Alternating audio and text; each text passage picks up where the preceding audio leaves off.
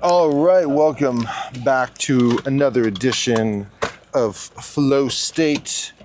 On the road again. Decided to set up the camera while I run one errand and then head to the south to go pick up my friends who went to Belgium for a week. Actually, I think they went to Czech Republic. Hope everybody has had an amazing week full of calm, excitement, energy, all of the things that as much as possible make up our existence in the best and most amplified way as possible. Because when we're inundated with, hold on, this thing's, I got to make sure that I'm driving the right direction. Great. When we're inundated with stress, with things that knock us out of flow, it really can be debilitating. And, I don't know if the sound is going to be, whatever. It is what it is. So, what can we do to change our state when things are forcing us in a direction that we don't want to be in? I'm gonna put up the windows, sorry. This is a little out of control. And then we got a little air conditioning. It's quite warm today. Let's see what AC. Whew, now it's hot. There we go. Okay.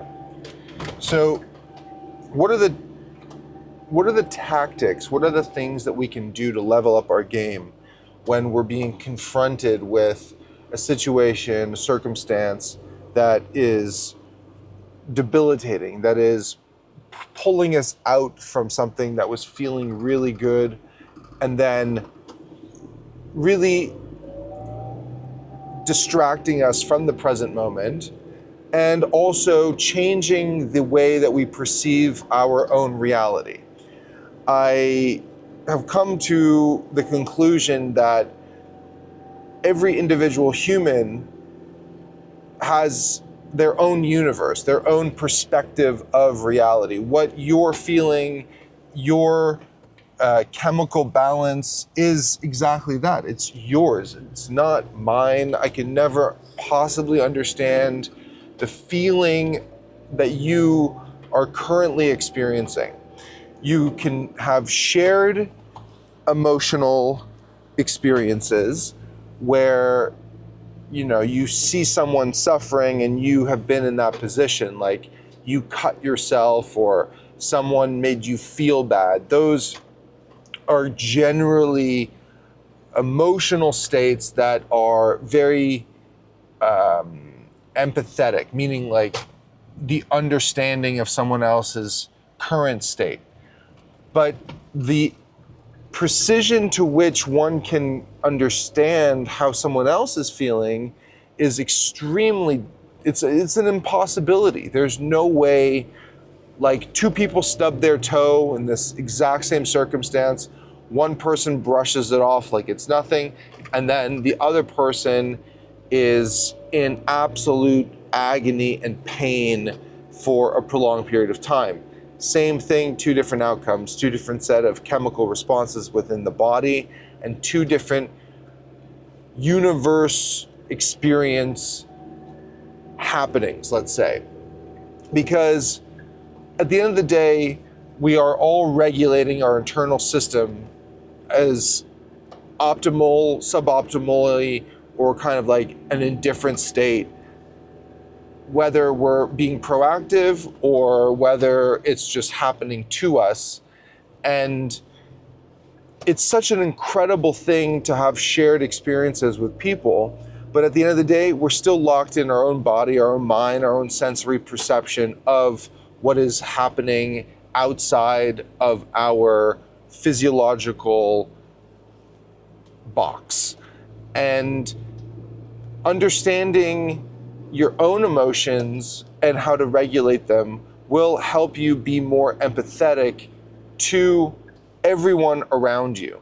And it is so important to be attuned to this because it allows us to connect with people on a more deep and profound level. One that is seeing through the noise, and because of that, you can directly contribute to their well-being. You can support them if they're in need. And depending on the level of your emotional intelligence, you can use clues to then take control over providing support. So what I mean by that is, for example, a tool that can be practiced, because it's difficult to always stay in practice unless you're committed every day to doing so. And it's to ask a few questions of the individual who may or may not be seeking help, but is clearly looking to change their state because of one thing or another.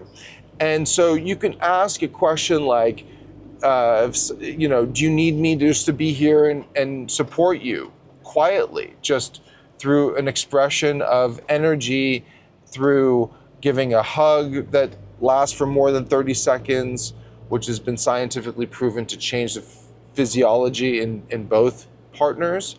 And do you need an answer to a question? Or do you need me to listen and just be there for you? All of these things help guide and support individuals when they're emotionally charged and not necessarily operating in a clear-headed space. I think this is way more difficult than it is to be said, because all of these things require mental awareness and a commitment to operating in such a way. So when I first started educating myself about nonviolent communication, it was such an awkward thing to be practicing because it just didn't sound natural. And I'm committed to incorporating this type of communication as a new identity that I'm practicing over time. And it really is a combination of various methodologies and philosophies around communication, how to express ourselves clearly. And I really resonate deeply with nonviolent communication because it gets to the core of the individual's needs without analyzing their behavior, which goes beyond it changes the dynamic in such a way that is essentially creating an invitation for others to start adding meaning to various emotional states that then changes the output and then the ultimate either resolution of a conflict or a request that's being made, and various let's say, I guess, resolution to a current situation. And I think part of this is redefining for yourself what you mean by a request. And it took me a moment to fully grasp this. And I'll just talk about this for a little bit now because I find it to be very stimulating, very important in being able to express yourself clearly, ask people for things. And so this is my point. When making a request of someone, and we're talking about requests, we're not talking about demands. A request is the acceptance of their acquiescence or their choice of not acquiescing. So if you say, hey dear, would you please take out the trash? That's a request. How she processes that request, or he, or whatever, is irrelevant to the person making the request. If it becomes relevant, if they say no and you get upset, well, then you weren't actually looking to make a request. You were looking to make a demand. And the key distinction is in the acceptance of their response.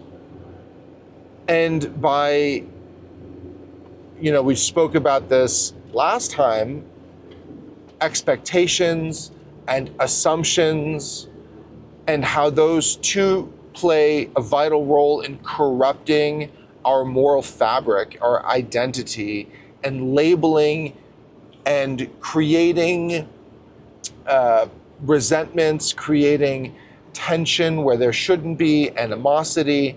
And this all kind of comes back to being able to clearly and succinctly express your needs and wants and desires through a structure that doesn't analyze behavior. So and I am very, very interested in, sorry, just gotta make sure I'm going, they just moved to a new house, and there's like a one-way street intersecting a bunch of pedestrian-only streets, so I want to make sure I get there, because then I have to go to the gas station, then I have to go to the airport. So anyways, understanding this was massive for me, like really having it resonate. Like, are you making a demand of someone, or are you making a request? And then how that impacts further behavior. And making a demand of someone, I believe, is appropriate, not all times, but certainly when you're dealing with kids, or when you are in a position of authority and you need something to happen eminently for whatever reason, and if you have the authority to do so, you are in a power to make a demand, and it should be done with authority, conviction, and they should respect that because of context also. It's very nuanced. But in a domestic setting, in a relationship, family context, or friends even, and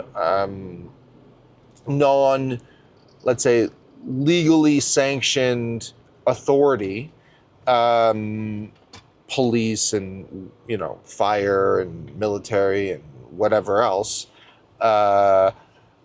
operating in this way gives so much space to the individuals engaged in these conversations, and the outcome is so much more pleasant, so much more grounded in love and in support of one another, than not following through with a clear expression, a clear communication within the situation. Now, certainly this doesn't mean that if the person, like if you make, we'll just use the trash as an example, whatever, it doesn't matter. The one person asks someone else to do something. It could be trash, this and that and the other thing. And so how this person responds really should be indifferent to the request that you're making. It doesn't mean to say that that response isn't going to trigger something in you that will be an emotional response, meaning one that is coming from a deep place inside of you, something that is now being made alive within you. So there's an energy force to it that isn't just feeling one way or another, right? Emotion is charged through energy. It's not this passive thing. It's not a neutral experience. It's an active experience. and how you can go about resolving the way you feel. And again, you don't necessarily have you don't have control over the way you feel or how someone else makes you feel. You have control over the way you choose to respond. That's the biggest factor here in either creating a negative outcome, a neutral one, or a positive one. And to always be focused on creating and sustaining a positive outcome, even in places of conflict and various other, let's say, tension-oriented things, as opposed to creating a negative out of something that could have been kept in a positive flow. And I am committed to doing that in my life. It doesn't always work. It can be very difficult, and takes practice, takes work to do, because generally speaking, we are not wired for this type of communication. This is very much a learned skill, and one that takes a lot of effort and commitment to being able to practice on an ongoing basis for a variety of reasons. One, it just doesn't feel natural when you first start talking like this. And two, how quickly we forget in general to practice these types of techniques when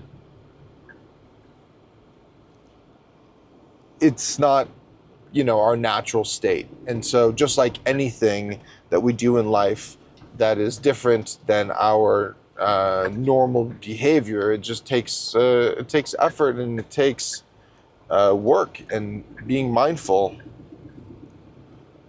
All right, I'm gonna pause this video here while I get the bag. I will be back with everybody. Okay, we're back. Picked up the purse. Got to get some fuel for the truck. We will be on our way to the south. Oh, I'm feeling good, baby. Feeling good. So, where was I? Nonviolent communication, talking about how we can regulate our state to empower us to be more connected, and also to be clear in our needs. So it's something that I would encourage you to investigate on your own. I'm just now drawing a blank of the guy, Marshall Rosenberg. Marshall Rosenberg is the creator of nonviolent communication. He's a medical doctor, a psychiatrist, and he had tremendous success resolving all kinds of issues for very intense situations for a lot of people all around the world, specifically on the African continent, dealing with tribes that were cutting each other's heads off for years and years and years, and then got them to stop, got them to resolve their challenges, their issues, by clearly expressing their needs and doing so in a way that doesn't label other people's behavior, doesn't analyze other people's behavior. So we were talking about the trash, making requests, the difference between requests and this, shit. Sorry guys, I just, I don't fully remember. That's the gas station there. Okay, I think I have to do it like this. Sorry, this is maybe kind of annoying for you guys, but It is what it is. Sorry, FlowState. Have to get gas. And is this the thing? Yes. Very cool, very cool. All right, let's see what we got here. This is not self-service. I may have to stop recording yet again. All right, this is boring as shit for you guys. All right, I will be back momentarily, and then we're together for 45 minutes. All right, we're back. This is it. No more shenanigans. Full tank of diesel on the highway to the south, uninterrupted. We will see. All right, let us go. No happy accidents on the way.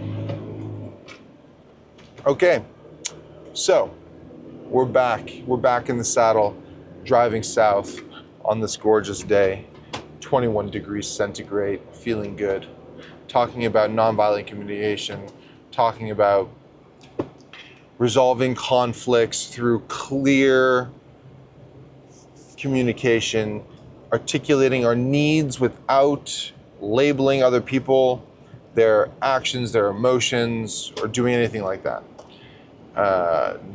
Labeling is not necessarily the correct word. It's really about analyzing. I guess they go hand in hand. When you analyze and label someone and their behavior, it changes the context in which we're operating. And I really appreciate this concept because it's forcing neutrality. And the more I practice, the more I realize how important being neutral is to regulating our own nervous system, which in turn helps support us to really hear what the other person is saying and to be present in receiving what they're saying. And because of that clarity, we're able to make better, more grounded progress in our communication, whatever that is. So we were talking about this one situation with taking out the trash, making a request. If it's really a request, then you have to be okay with them saying no. If you're not okay with them saying no, then you're not really making a request, you're making a demand of someone.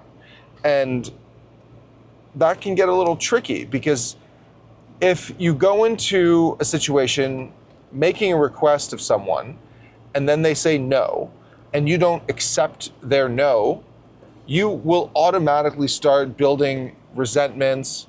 You're going to be for sure labeling their behavior or analyzing their behavior in a way that is not going to support well-being, but directly correlated to creating toxicity in your body and activating your nervous system, and in a negative state, one that will most likely introduce cortisol into your system, take you out of whatever state you are in, and essentially you are actively manipulating yourself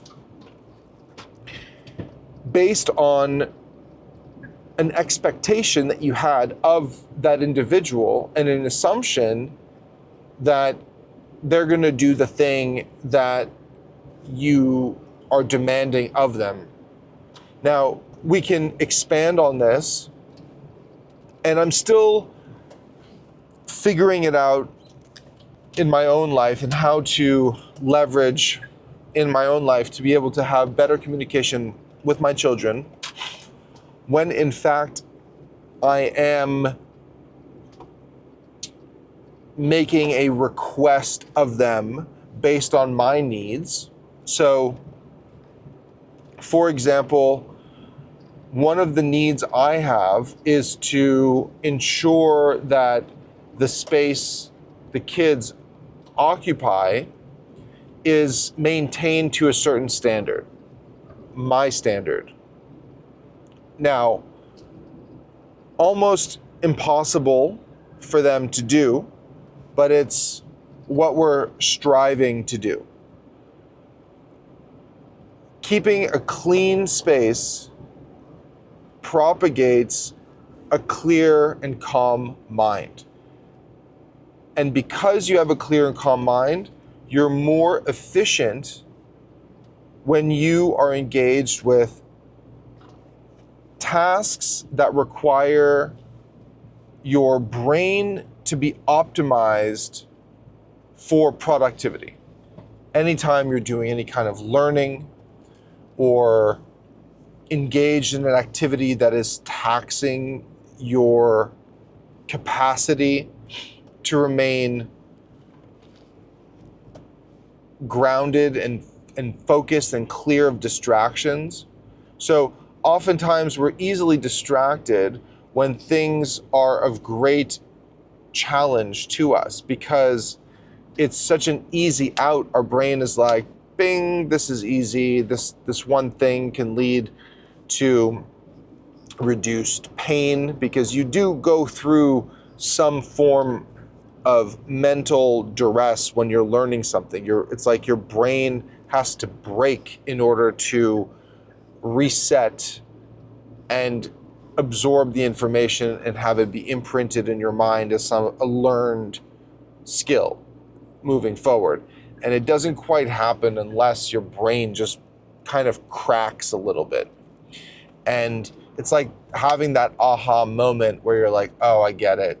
But that took effort and that took a lot of repetition just to develop that muscle memory.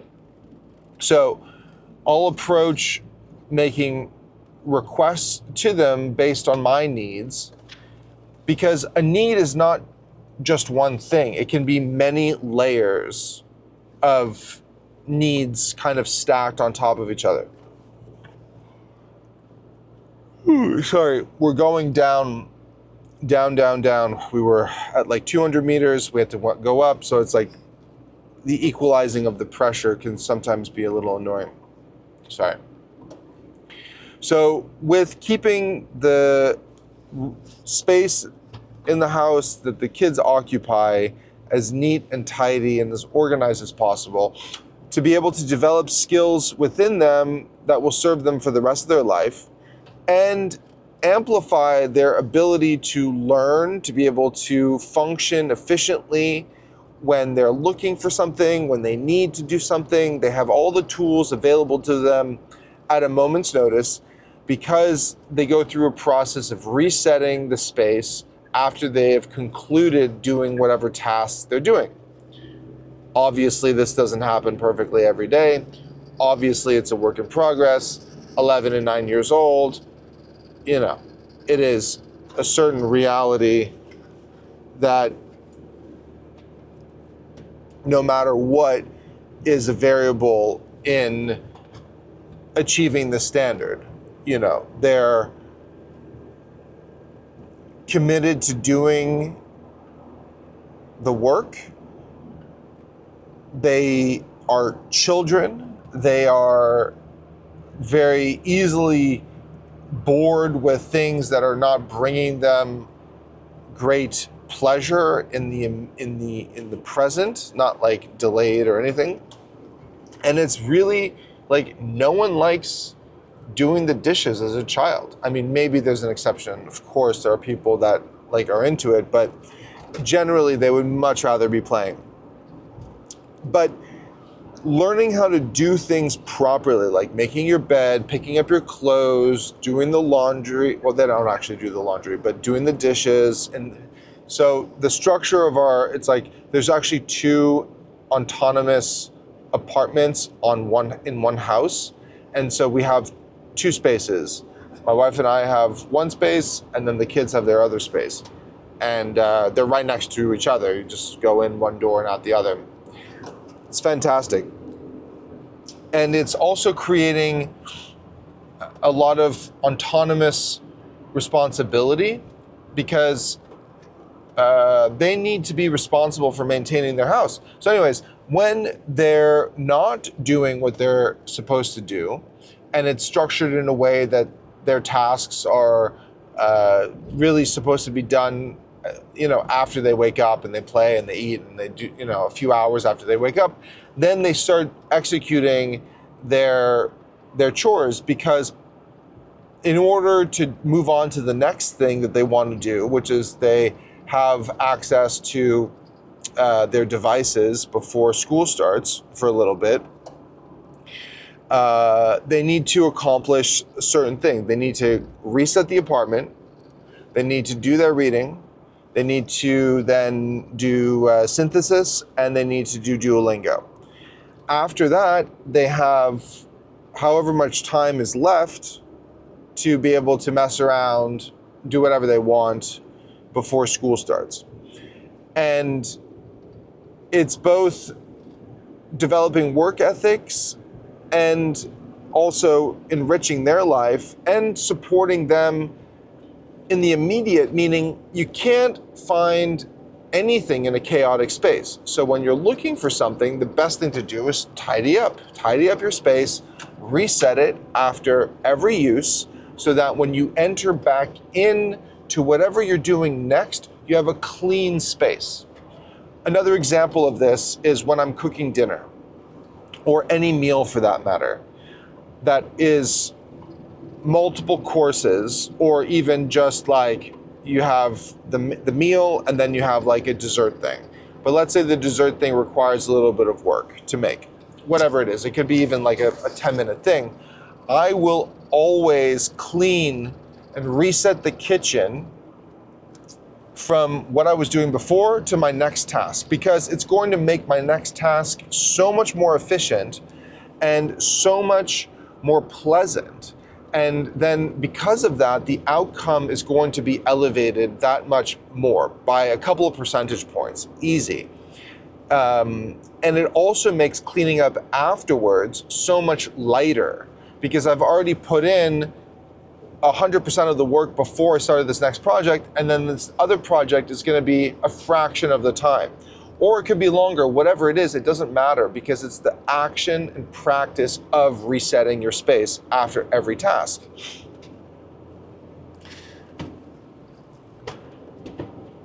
So when making a request that doesn't get met with the desired outcome that I have, and of course this happens to me as well, like, well, was I really making a request or was I making a demand?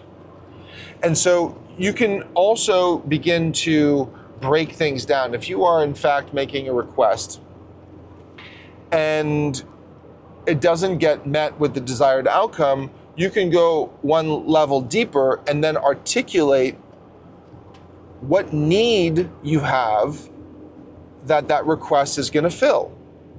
So when discussing this with kids, adults, whatever, it's the same fundamental framework.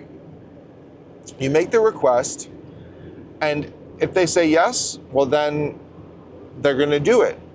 They're going to do the thing that they agreed to. It's essentially a contract. And let's say they don't do it. Well then, what is that request? What is the lack of that request being fulfilled? How is that affecting the person making the request? So with keeping the house clean and tidy, I could say something, guys, my need to ensure that you guys have a clean and orderly space is not being met. When that happens, I feel anxiety because I know how much of an impact a clean and orderly space has on your well-being. So you can begin to see how breaking things down in this way can structure a conversation to ensure that, one, you're not labeling anything by analyzing, like saying, oh, you're being bad, or this room is messy, clean it up. Saying that this is a messy room, clean it up, doesn't actually help anybody. It's just first of all, it's a demand, and it's a description of a state. And so my universe thinks it's messy. Like, I see mess, but they may not see mess. They may see just like a perfectly reasonable thing. And so by not labeling things, or you did this, and this, in kind of like a messy, sloppy context, you have clear communication that propagates an understanding beyond the request, because it's like adding nuance to something in a way that doesn't make someone feel anything. It's a very neutral way of communicating, other than when you are describing specific emotions, whatever is alive in us, the thing that is causing this reaction that is emotionally charged. So important to not misinterpreting behavior, the reason for the behavior, right, can get a little abstract and weird, but by better understanding what is alive in all of us, we can cut all the bullshit. There's no fucking misunderstanding. And it really does take two to tango in this system, but one person's proficiency can have a certain amount of control over the conversation. And if you really are approaching this in a moral way, because you can guide someone in a conversation, and I would say get the desired outcome through manipulation, but that is immoral and not at all our vibe here. This is not about controlling people. This is not about manipulating people. It's about how to better express yourself, and at the same time possibly get the desired outcome out of you doing so, but always accepting the outcome for what it is. Because if you don't, then you're not making a request, you're not looking to collaborate with someone, you're looking to control them. And that's, I was actually just trying to think of the appropriate word, but that's not our vibe here, okay? And I'm sure that's not your intention either. You can accomplish so much with clear communication, grounded in expressing your needs, that you don't need to feel like you need someone to be under your spell, under your control. The less focus is made on analyzing behavior and think like they're understanding more of the justification of why people do the things that they do, and how that has an impact on us. Everybody is feeling the byproduct of other people's energy. Positive, negative, neutral, whatever the case is.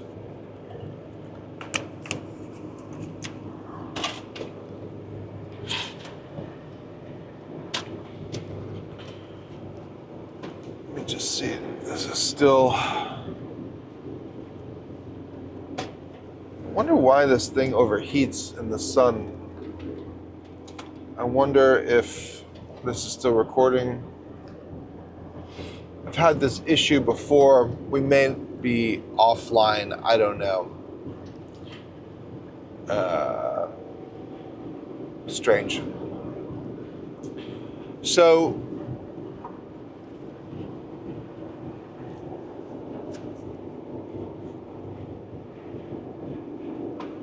I just got distracted and I lost my train of thought.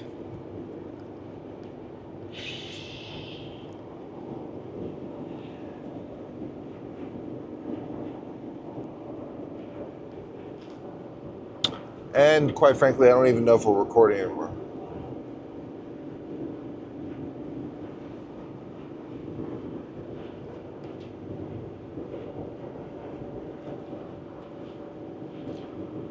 Well, completely drawing a blank. Maybe that's it. Maybe we just end this episode the way it is now. And I guess that's it. I guess that's a flow state episode. I feel like I had a good little moment there of being in flow, which is always a nice feeling. Also approaching the airport relatively soon, so I want to take all this camera stuff down before I meet them.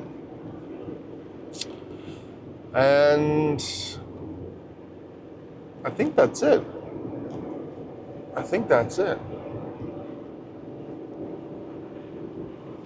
All right, well. Okay, so just checked the camera. We're still recording. Wasn't sure, so I kind of did a half-assed goodbye. So just a quick little aside from the last point.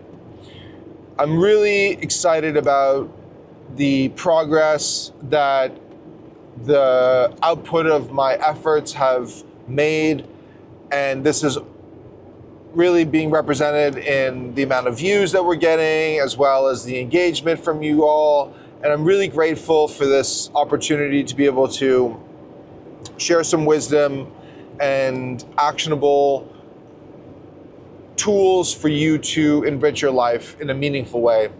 I would really appreciate engaging with you. So the only way to do that is through comments. I'm at a position now where I'm able to respond to all comments, and every question you have will be responded in this moment. And I want to preserve that as much as possible. If you want a more direct line with me, I recommend connecting on the Growth Blueprint, our school community, the link's in the video description, where you can engage in the course material as well as an ongoing conversation within the community. We're here to support our community. We're here as a collective to empower us to do better every single day. Waking up and hitting the ground running through a process of grounding yourself through core values, through the things that guide you through life, our daily actions. Really foundational stuff. And in order to even start working on personal development, I am a sound believer in the fundamentals of how to operate in life, core values. Well, first of all, vitality. You need vitality to do anything. You need that power behind your actions, clarity, focus, recovery, nutrition. All of these things fuel you on your quest, whatever that is. Core values, knowing how to operate every single day, knowing unequivocally that you do these things, you don't do these things, you engage in these kinds of activities, you don't engage in those kinds of activities. Whatever it is, these are your values. They're not mine, they're not your brothers, sisters, whatever, parents. These are your values. They have to be defined. Otherwise, it's a very confusing road. There's nothing to ground you. Time management, managing your time effectively, learning how to optimize and leverage your 24-hour daily cycle. How are you leveraging your time? Where energy flows, time is like constantly being. All right, so this thing is overheating. I'm dropping in and out. I don't know how long I was recording for without it actually recording. Anyways, I'm gonna say a proper goodbye. I really appreciate everybody. Thanks so much for dropping in. I don't know whether I'm gonna post this or not. Obviously, if you're seeing this, then it's live. So till next time, peace, love you all. Sign up, do all that stuff. Really appreciate it. Till next time.